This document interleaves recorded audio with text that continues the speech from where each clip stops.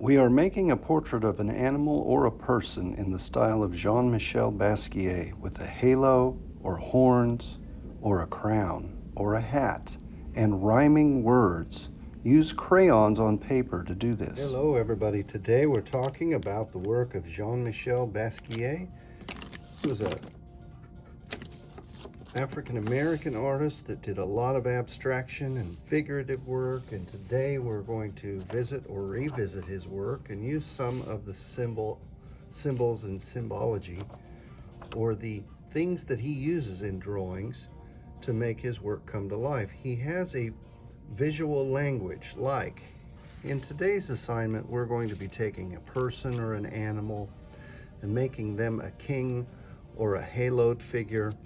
Like this, Michel Basquiat would have a halo or a crown of some sort over the head of the person or the animal that he wanted to bring up, as far as this is the good guy or the hero or the saint or the sinner or whatever he wanted to say about that individual.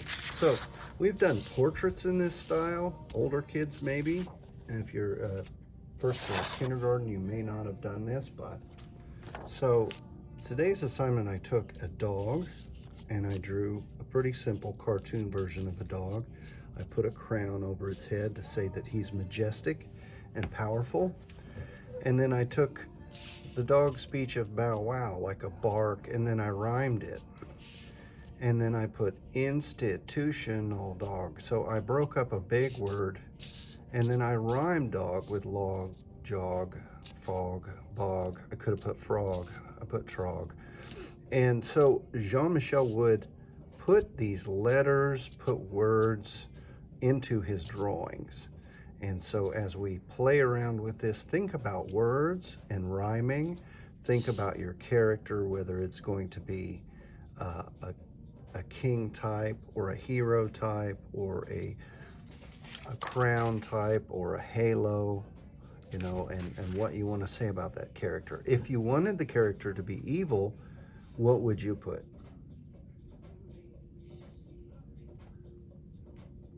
I know I would put horns, and that would show them as like a devil, and maybe teeth, and think about the color of the person or the animal. So I can't do a dog because I already did a dog. I want to pick another animal. What animal will you choose? Or a person. It's fine to make a picture of a person too. So for this assignment, we're working with the style of Jean-Michel Basquiat. We're using a crown or a halo over the top of the head, or a hat of some kind. We're rhyming. We're using just some color. See, there's two colors, this reddish orange and yellow. I do have gold, and that counts as another color, so that'd be three: gray, white, and black. So it's really simple and reductive. Not a lot of color, a lot of expression though, through words and symbols, a little bit of color. So thinking about what animal, person, what am I gonna do? I've done a dog, well, maybe a cat. So we can start with drawing a simple cat. Now I have not done this. I'm just doing it right now to see what happens. And this is fine to be playful. Draw a cat face any way you want to, or whatever animal you're doing. This is not about realism. It doesn't have to look very real. So I'm just drawing the parts of the cat in that I know. And I could think about the colors of the cat too. I could draw the tail here, and then here's a foot, and then here's another leg, and then I'm gonna have that part there, and then there's the belly of the cat. So, cat, what does cat rhyme with?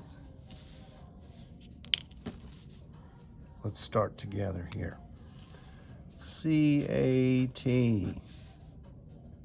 How about bat? Rat, mat, sat,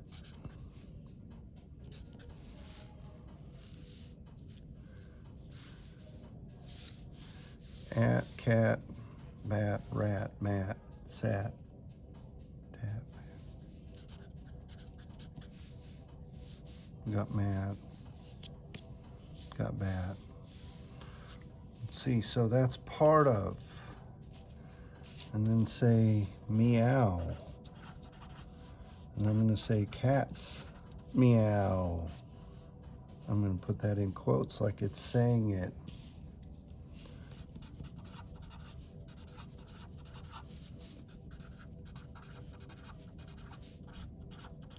Now this is abstraction with words. I'm thinking cats meow, how now brown cow, cat, bat, rat, mat, sat, vat, lat, no. Gat, no. So I'll be thinking about different words that cat can rhyme with and starting to fill some of this in. Now I'm using a black Sharpie marker. You could use a black crayon for this if you wanted, or a laundry marker. I brought a few to show you. Here's like a professional marker. Here's a paint marker. These are paint markers. Usually, I started using these when I worked on model cars, you know, as a young man. This is a permanent marker, so it won't bleed. So there's different kinds of markers. I'm using these, old Sharpie. They work great. I need to decide the colors I'm using for this. Thinking about all this as I go. And it's fine to have my words or letters overlap or be over my drawing in places. That's fine.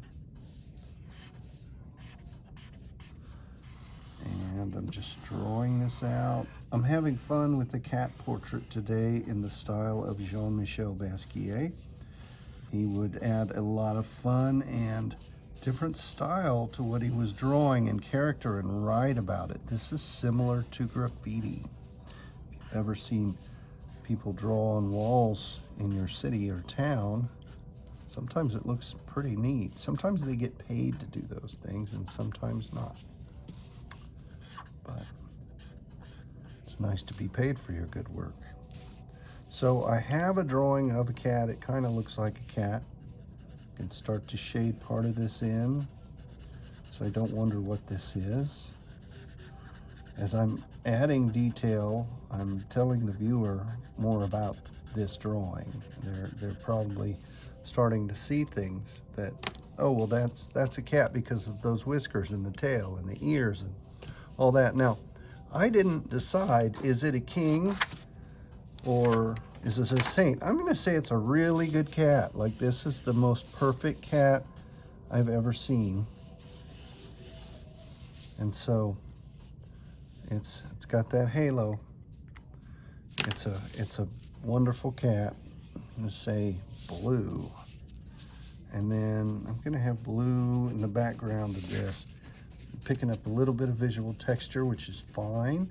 I'm wanting this to look painterly, so I'm being kind of sloppy with my color. I'm just putting color in here, and that's kind of neat.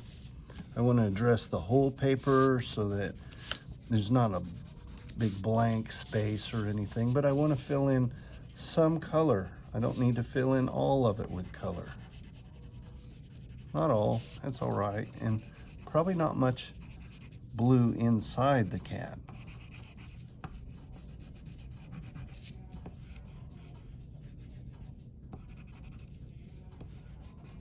So I'm having fun coloring some of that in, and those are kind of whisker marks. Now I've got to decide my other colors for the cat. Well, I know I can use black or gray or whatever the color the cat is. Here's a gray crayon. And I knew a gray cat that was kind of, I'm thinking of as I do this. I think her name was Tina. It was my grandma's cat, Tina. And Tina got ran over by the car once and lived. It was in the dryer, you know, like the washing machine and dryer, and was thumping and crying and then Grandma found that Tina had fallen asleep in a stack of laundry or a pile of laundry, and then got thrown into the dryer because nobody knew she was there. And then she didn't like being in there. What do you know? You know, cats are funny animals sometimes. But That was Tina, the good cat. She would catch mice and play with them for, at least an hour before she would eat them or whatever she would do with mice. But yeah, she was a good mouser, good cat. She wasn't mean. She didn't let you pet her much because, you know, little kids, like I was at the time, are not the most gentle folks. She didn't want to be upset with anybody, so she didn't really let us pet her too much either. So, smart cat, I thought. I'm putting a little bit of color in there, and she's not yellow, she's gray, but I'm putting just a little bit of yellow in here for just visual, just to lighten up one side to say, hey, it was light, or the light was on this side of the room, or just to give it a little bit of difference, a little bit of light up here. And this is starting to come together. I've got my rhymes. I've got, I don't have a real big word, but I have meow. I could have the cat's name.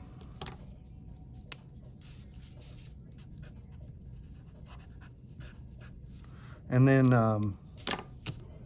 let's see, I could add a little more gray into this because I don't have much. And you notice I'm kind of drawing it in pieces. It's a lot of wiggly lines and straight lines, and then maybe you could just take time and color it in kind of realistically, but not really. Just a little bit, just to show that you can, and show that difference, and that's kind of neat. Now, I don't usually do a drawing that's got this much gray in it, but I really like it. And this is something that I wouldn't have come up with unless I had looked at the style of Jean-Michel Basquiat. I really like this. It's fun. I've got two kinds of blue, a purplish blue, I've got a yellow. And so with that purple and the yellow, that's a color complement. And then I don't have any silver or gold. Let me put some gold in here since she's got a halo. This is a paint marker. You may not have one, but they're a lot of fun when you get older if you want to use something like this. And I want to show the whiskers shining off the side of her face. And this marker is stinky. I would not use it in a classroom of kids. And we have some neat work here. I like it. I'm gonna have that shine out. Whoa, yeah. And then I can add a little bit of fun to this over here, just to bring that up. And a little bit of gold here. And just to add difference. I like it. I hope you like what you made. What animal did you draw, or person? Did you kind of follow what Jean-Michel Basquiat would do as far as adding color or drawing over the top of something, being kind of messy? Adding crayon over marker looks really good. I'm just trying to show you the difference, how he would paint and then draw into it and use a spray can or any of that difference. It's fun to work with different materials. I hope you do, because you'll find out new things about your work when you do. Crayon looks a lot more opaque than marker sometimes, and you can't see through it anymore. So hopefully you had fun doing your Jean-Michel Basquiat animal or person portrait. It's pretty open. Just try to use those techniques of using words and rhyming, drawing simple like a child, filling parts of it in, using only several colors. Remember, a halo for a good guy, a crown for a king or a queen, and horns for an evil character. We need to talk about that character. So that's what we've done with our Jean-Michel Basquiat animal portrait. Thank you very much.